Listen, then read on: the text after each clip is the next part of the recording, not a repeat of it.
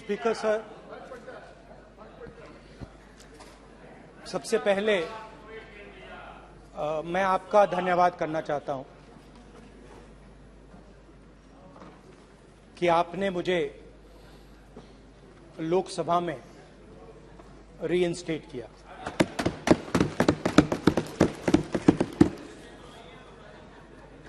और पिछली बार जब मैं बोला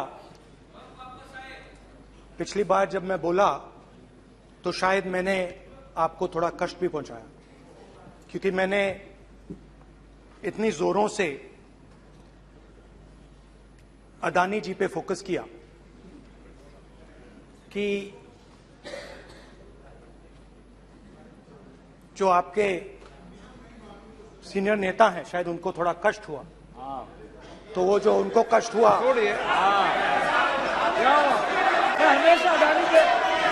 हमेशा अडानी पे अभी भी कष्ट हो रहा है। वो जो कष्ट हुआ, अभी भी कष्ट हो रहा है। विषय पे आइए, विषय पे। अभी भी कष्ट हो रहा है। ये देखिए, ये सारे ये नहीं मगर सुनिए ये है। तो वो जो कष्ट हुआ 1 2 3 4 5 उसका असर शायद आप पे भी थोड़ा हुआ। तो इसके लिए मैं आपसे माफी मांगता हूं, मगर मैंने सिर्फ सच्चाई रखी थी। मगर आज जो मेरे बीजेपी के मित्र हैं, आज आपको डरने की जरूरत नहीं है, डरो मत क्योंकि आज जो मेरा भाषण है, डरो मत और आप डरो मत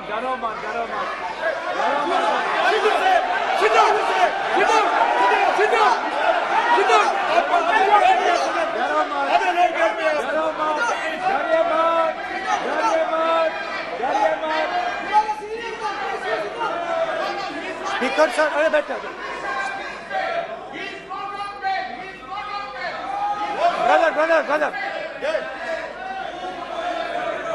तो आज कोई घबराने की जरूरत नहीं है।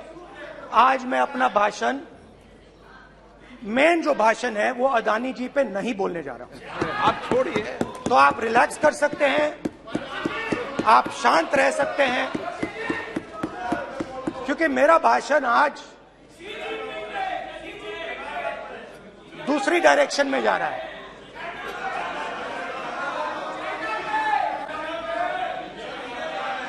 रूमी ने कहा था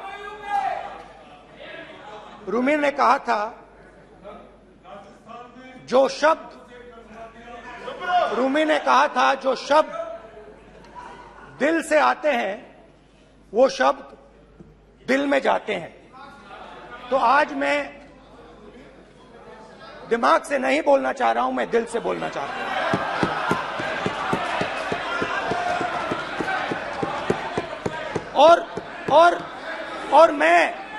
और मैं आज आप लोगों पर इतना आक्रमण नहीं करूंगा। मतलब एक दो गोले जरूर मारूंगा, मगर इतना नहीं मारूंगा। तो आप रिलैक्स कर सकते हैं। डरिए मत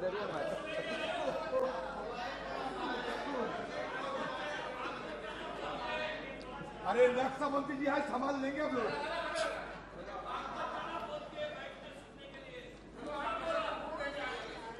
पिछले साल 130 दिन के लिए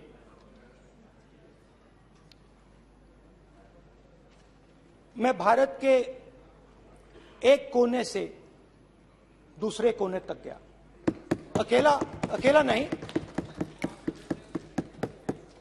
बहुत सारे लोगों के साथ।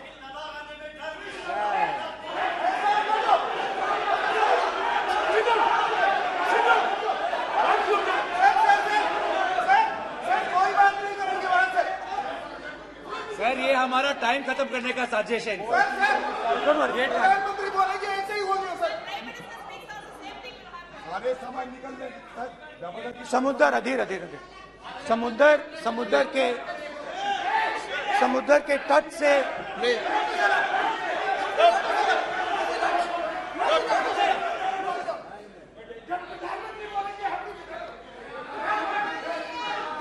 माननीय सदस्य प्लीज प्लीज ऐसे धमकाने का बात की मत बोलो यहाँ पे। बोलिए। हाँ प्लीज। मैं समुद्र के तट से कश्मीर की बर्फीली पहाड़ी तक चला। नहीं, लद्दाख को मैंने नहीं छोड़ा। यात्रा अभी खत्म नहीं हुई है, यात्रा जारी है और जरूर लद्दाख आएंगे, घबराइए मत। बहुत सारे लोगों ने मुझसे पूछा यात्रा के दौरान, यात्रा के बाद कि राहुल तुम क्यों चल रहे हो, क्या तुम्हारा लक्ष्य क्या है,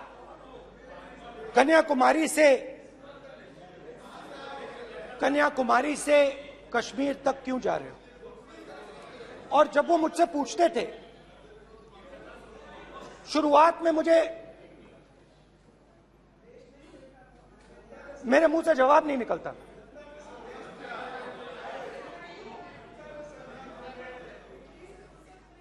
शायद मुझे ही नहीं मालूम था कि मैंने ये यात्रा क्यों शुरू की।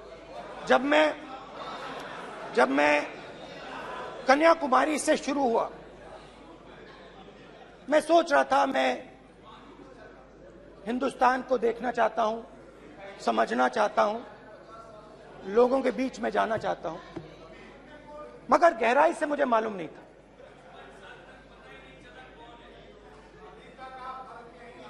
थोड़ी देर में मुझे बात समझ आने लगी।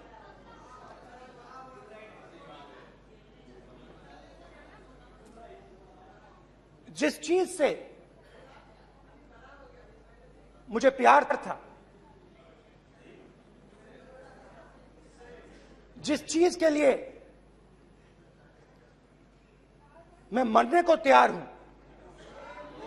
जिस चीज के लिए मैं मोदी जी की जेलों में जाने को तैयार हूं,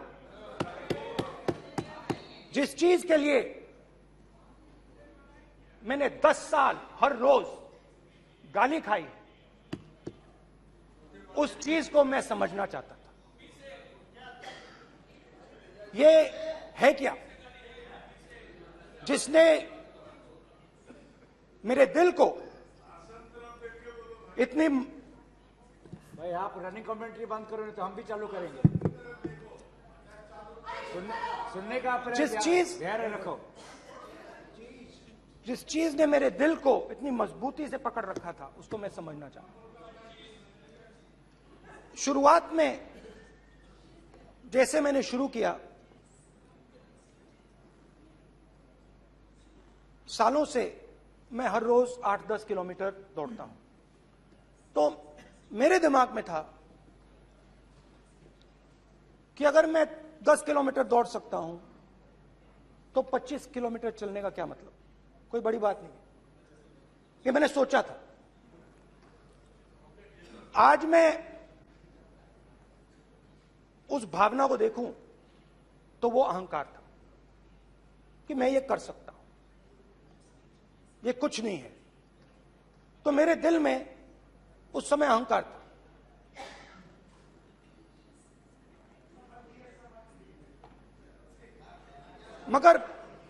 मगर भारत अहंकार को एकदम मिटा देता है, 1 सेकंड में मिटा देता है। तो हुआ क्या, 2-3 दिन में मेरे घुटने में दर्द शुरू हो गया। पुरानी इंजरी थी और जबरदस्त दर्द। हर रोज मैं उठूं और मेरे घुटने में दर्द, हर कदम में दर्द। तो पहले 2-3 दिनों में जो अहंकार था, जो मतलब भेड़िया जो निकला था, वो चींटी बन गई एकदम। जो हिंदुस्तान को अहंकार से देखने निकला था, वो पूरा का पूरा अहंकार गायब हो गया। और रोज मैं डर डर के चलूं कि क्या मैं कल चल पाऊंगा। ये मेरे दिल में डर था। और जब भी ये डर बढ़ता था, कहीं ना कहीं से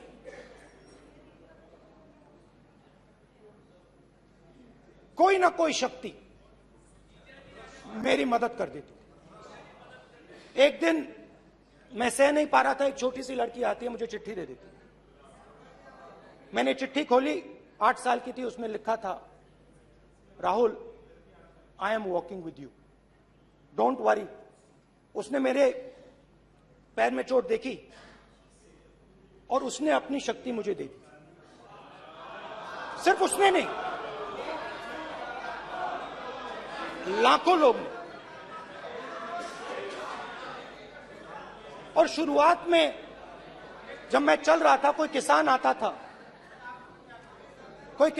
था, मैं एकदम पहले उसको अपनी बात बताता था कि आपको ये करना चाहिए, आपको इस प्रकार से काम करना चाहिए। मगर इतने लोग आए, हजारों लोग आए, कि थोड़ी देर में मैं बोल नहीं पाया। जो मेरे दिल में बोलने का डिजायर था, वो बंद हो गया। बोल ही नहीं पाया, क्योंकि इतने लोगों से बोलना था। और एक सन्नाटा सा छा गया, भीड़ की आवाज थी, भारत जोड़ो, भारत जोड़ो, भारत जोड़ो। और जो मेरे से बात करता था, उसकी आवाज में सुनता गया।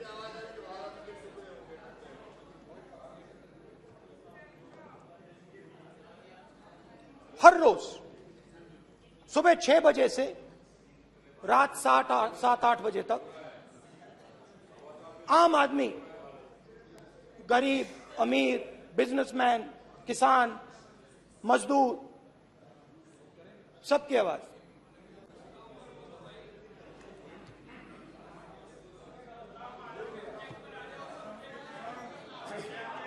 आ रहा हूं। आप कल से रुके, अब थोड़ा और रुक लो, 5-10 मिनट रुक जाओ। तो ये चलता गया, मैं बात सुनता गया।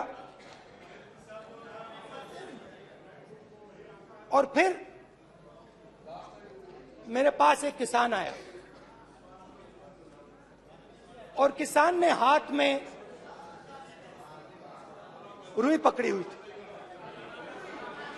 और उसने मुझे कहा, अध्यक्ष महोदय, उसने मुझे कहा, मेरी आंख में देखकर उसने मुझे अपना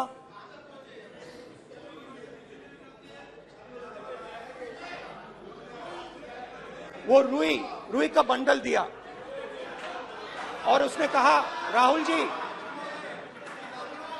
यही बचा है मेरे खेत का, यही बचा है, और कुछ बचा नहीं है। मैंने उससे, जो मैं नॉर्मली सवाल पूछता था, भैया आपको बीमा का पैसा मिला, वो पूछा। बीमा का पैसा मिला, वो पूछा। और किसान ने मेरा हाथ पकड़ा। किसान मुझे कहता है कि नहीं राहुल जी, मुझे बीमा का पैसा नहीं मिला, हिंदुस्तान के बड़े उद्योगपतियों ने वो मुझसे छीन लिया। मगर इस बार बड़ी अजीब सी चीज हुई। जब मैंने किसान को देखा और वो मुझसे बोल रहा था, तो जो उसके दिल में दर्द था वो मेरे दिल में आया। जो उसके आंखों में शर्म थी जब वो अपनी बीवी से बात करता था, वो शर्म मेरी आंखों में आई। जब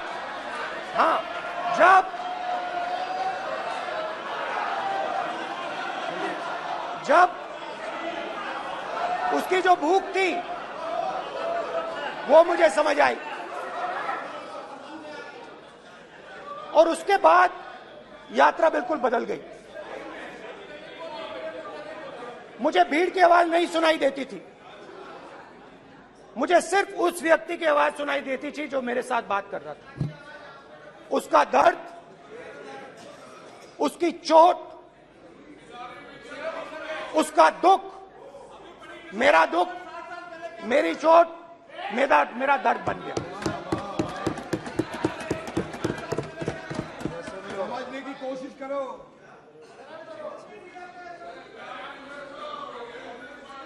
भाई और बहनों, लोग कहते हैं कि ये देश है, कोई कहता है ये अलग अलग भाषाएं हैं, कोई कहता है ये जमीन है, मिट्टी है, कोई कहता है ये धर्म है, ये सोना है, ये चांदी है। मगर भाइयों और बहनों, सच्चाई है कि ये देश एक आवाज है। ये देश सिर्फ एक आवाज है। ये देश, इस देश की लोगों की आवाज है। इस देश के लोगों का दर्द है, दुख है, कठिनाइयां हैं। और अगर हमें इस आवाज को सुनना है तो हमारे दिल में जो अहंकार है, हमारे जो डिजायर्स हैं, हमारे जो सपने हैं, उनको हमें परे करना पड़ेगा। जब हम अपने सपनों को परे करते हैं, तब हमें हिंदुस्तान की आवाज सुनाई देती है। तब तक हिंदुस्तान की आवाज हमें नहीं सुनाई देती। अब आप कहोगे ये बात मैंने नॉन कॉन्फिडेंस मोशन में क्यों रखी?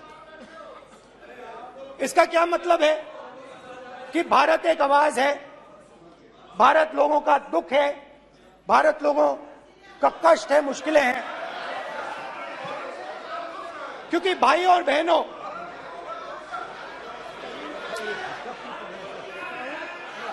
अध्यक्ष महोदय, अब पूरा सूद समय जवाब तुमको मिलेगा। फिर पूरा सूद समय जवाब देंगे सर। फिर आप हमें मत रोकेगा सर। अध्यक्ष महोदय, फिर आप हमें मत रोकेगा सर। आप हमें मत रोकेगा। फिर आप हमें मत रोकेगा। आप हमें मत रोकेगा। फिर आप हमको मत रोकेगा सर। हम सब देख रहे हैं, सब सुन रहे हैं, आप हमको फिर मत रोकेगा सर। तो स्पीकर सर, भारत एक आवाज है। भारत इस देश के सब लोगों की आवाज है। और अगर हम उस आवाज को सुनना चाहते हैं, हमें अहंकार को, नफरत को मिटाना पड़ेगा। स्पीकर सर, कुछ ही दिन पहले मैं मणिपुर गया। हमारे प्रधानमंत्री नहीं गए, आज तक नहीं गए, क्योंकि उनके लिए मणिपुर हिंदुस्तान नहीं है।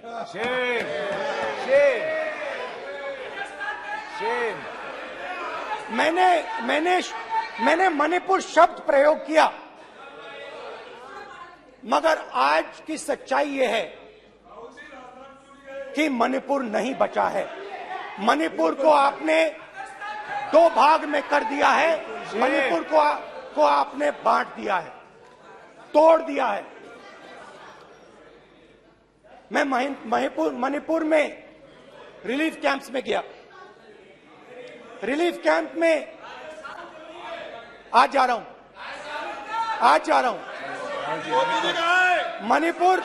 मणिपुर में रिलीफ कैंप में मैंने महिलाओं से बात की। ठीक है सर, आप हमको मत रोकिएगा। आप हमको मत रोकिएगा। You don't let him solve this. Sir Don't allow this. पूरा टाइम No, देखिए, sit down. पूरा टाइम देखिए। Why you are this hooligan?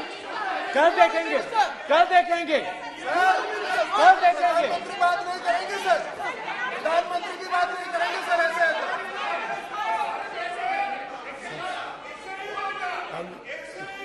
सूद समय मैं जवाब मणिपुर मिलेगा। गया और मणिपुर के कैंप्स में मैंने महिलाओं से बात की, बच्चों से बात की, जो हमारे प्रधानमंत्री जी ने आज तक नहीं किया। एक महिला मुझे कहती है, मैंने उनसे पूछा, बहन क्या हुआ आपके साथ? What's this?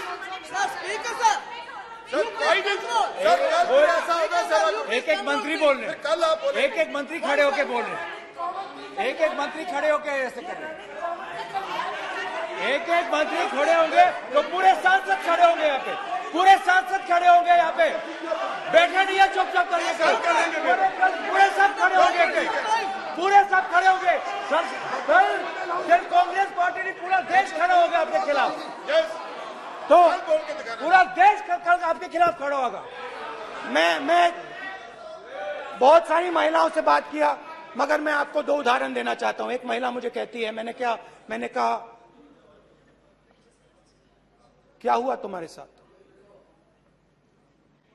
कहती है,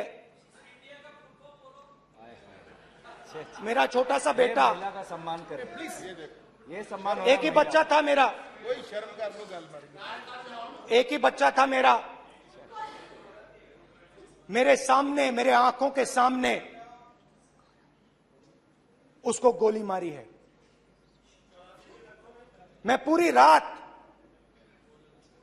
आप सोचिए, आप अपने बेटों के बारे में सोचिए, मैं पूरी रात उसकी लाश के साथ लेटी रही। झूठ नहीं, झूठ आप बोलते हो, झूठ मैं नहीं बोलता हूं। मैं पूरी रात उसकी लाश के साथ लेटी रही और फिर मुझे डर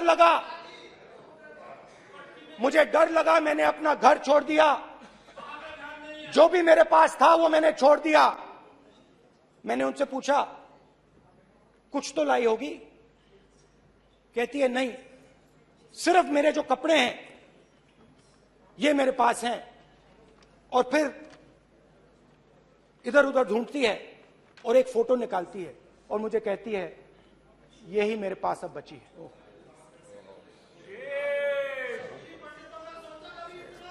एक और उदाहरण,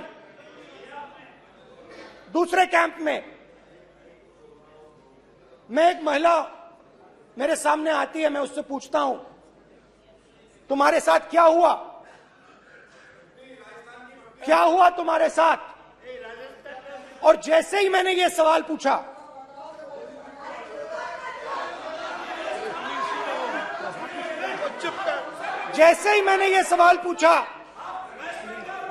आप महिला का दर्द नहीं सुन सकते, महिला का दर्द नहीं सुन सकते, महिला का दर्द सुनने का आपका धैर्य नहीं है, महिला का दर्द नहीं सुन सकते, महिला का दर्द नहीं सुन सकते। जैसे ही मैंने उससे ये सवाल पूछा, बैठो, जैसे सर, प्लीज सर,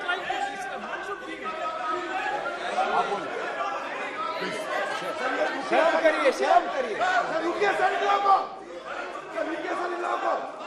जैसे ही मैंने उससे सवाल पूछा, तुम्हारे साथ क्या हुआ, शर्म नहीं है तेरे को? वैसे ही 1 सेकंड में वो कांपने लगी। उसने अपने दिमाग में वो दृश्य देखा और वो बेहोश हो गई। मेरे सामने कांपती हुई बेहोश हो गई। तो ये मैंने आपको सिर्फ 2 उदाहरण दिए हैं। स्पीकर सर, इन्होंने मणिपुर में हिंदुस्तान की हत्या की है, सिर्फ मणिपुर की नहीं, हिंदुस्तान की हत्या की है। इनकी राजनीति ने मणिपुर को नहीं, हिंदुस्तान को मणिपुर में मारा है। हिंदुस्तान को कत्ल किया है, हिंदुस्तान का मर्डर किया है मणिपुर में। जैसे मैंने भाषण के शुरुआत में बोला, भारत एक आवाज है, भारत हमारी जनता की आवाज है, दिल की आवाज है। उस आवाज की हत्या आपने मणिपुर में की। इसका मतलब भारत माता की हत्या आपने मणिपुर में की।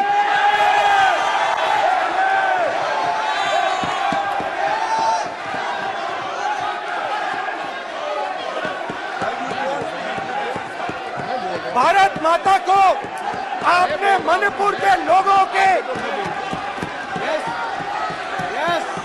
मारा, आपने मणिपुर के लोगों को मारकर भारत की हत्या की है। आप देश द्रोही हो, आप देशभक्त नहीं हो, आप देश प्रेमी नहीं हो, आप देशद्रोही हो। आपने देश की हत्या मणिपुर में की। प्लीज प्लीज एक मिनट, प्लीज प्लीज बैठिए, प्लीज प्लीज बैठिए। अब सवाल आप उठता है, बैठना चाहते नहीं बैठना चाहते? आप बैठना चाहते नहीं बैठना चाहते? इसीलिए आपके प्रधानमंत्री चाहते आप? मणिपुर में नहीं मैं जा आप सकते बैठिए हैं, क्योंकि उन्होंने प्लीज देश की हत्या की है। मणिपुर में हिंदुस्तान की हत्या की है, भारत माता की हत्या की है। मणिपुर के लोगों के दिल में। प्लीज एक मिनट बैठिए आप। एक तो मिनट सवाल बैठिए। उठता है, एक मिनट बैठिए, एक मिनट। आप भी विराजे, आप भी विराजे, आप भी विराजो, आप भी विराजो। आप बैठिए सही, नहीं बैठिए रहने दो आप। चलो आप बैठिए, बैठिए आप प्लीज, बैठिए आप प्लीज। आप बोल रहे हैं फिर आप भारत माता के रखवाले नहीं एक हो, मिनट माननीय सर। आप भारत माता के हत्यारे हो। प्लीज माननीय सदस्य, प्लीज प्लीज माननीय सदस्य, please please please please please. देखिए माननीय सदस्यगण, प्लीज प्लीज। माननीय सदस्यगण, भारत मां हमारी मां है, हमें सदन में बोलते समय संयम बरतना चाहिए। मेरा अपनी मां की हत्या की बात कर रहा हूं, मैं मणिपुर में अपनी मां की हत्या की बात कर रहा हूं, मैं आदर से बोल रहा हूं। आपने मेरी मां की हत्या की मणिपुर में। एक मेरी मां यहां बैठी है, दूसरी मां को आपने मणिपुर में मारा है।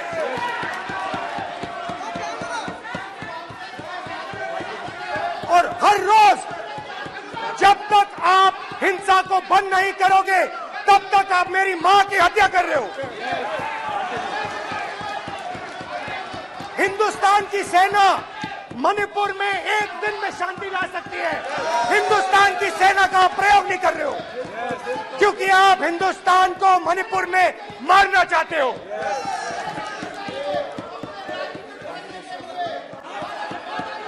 तो अगर नरेंद्र मोदी जी हिंदुस्तान की आवाज नहीं सुनते हैं, अगर हिंदुस्तान के दिल की आवाज नहीं सुनते हैं, तो किसकी आवाज सुनते हैं? दो लोगों की आवाज सुनते हैं। प्लीज इसकी आवाज सुनते हैं, प्लीज माननीय सदस्य, इसकी आवाज सुनते हैं, माननीय सदस्य और प्लीज। इसलिए सुनते हैं।